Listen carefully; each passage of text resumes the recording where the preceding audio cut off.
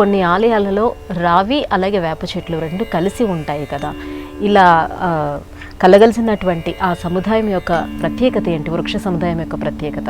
బాగుందమ్మా, ఇది ఒక సంప్రదాయం అమ్మా.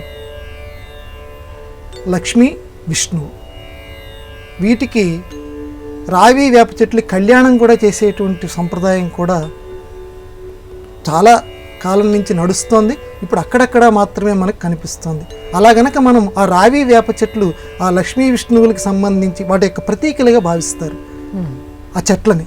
వాటికి గనక వివాహం గనక చేస్తే తమ కుటుంబంలో ఎవరికి వివాహం కాలేదో అమ్మాయి, ఆ అమ్మాయికి వివాహం జరుగుతుంది అని చెప్పి ఒక నమ్మకం.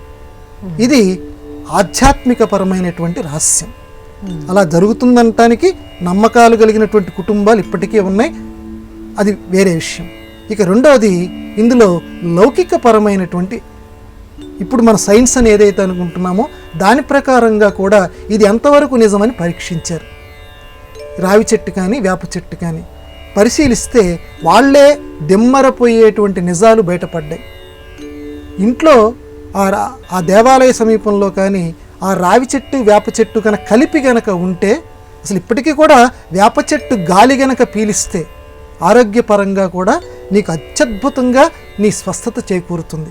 రావి చెట్టు కూడా ఆ రకంగానే నీకు ఆరోగ్యాన్ని కలగచేస్తుంది. అంటే చుట్టూ ఉండేటువంటి ఈ కాలుష్యభరితమైనటువంటి వాయువు, ఈ వాయువులో ఉండేటువంటి విషపూర్వితమైనటువంటి వాయువులు ఏవైతే ఉన్నాయో ఆ వాయువుల్ని ప్రక్షాళనం చేసి, అంటే వడపోసి స్వచ్ఛమైనటువంటి వాయువుని మాత్రమే మనం పీల్చడానికి వీలుగా రావి చెట్టు వేప చెట్లు చేస్తాయి.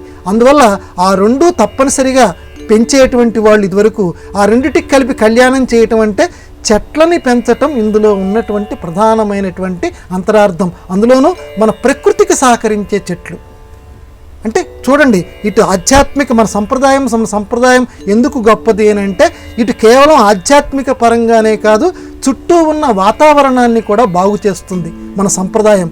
అందువల్ల మన సంప్రదాయం చాలా గొప్పది. అందువల్ల ఆ చెట్లు తప్పనిసరిగా పెంచవలసిన చెట్లల్లో రావి వేప ముఖ్యమైనటువంటివి. వాటి కళ్యాణం చేయటం అంటే, ఒక పండగ చేయటం అంటే వాటి ద్వారా మనం బాగుపడుతున్నాం కాబట్టి, చుట్టూ ఉన్న వాళ్ళ ఆరోగ్యాలు బాగుపడుతున్నాయి కాబట్టి, మనకు నచ్చిన వాళ్ళకి ఏదో ఒక స్వీట్ లాంటిది ఏదైనా ఇస్తాం చూడండి, అలాగే వాళ్ళకి కళ్యాణం అనే పేరు మీద జరిపిస్తున్నాం.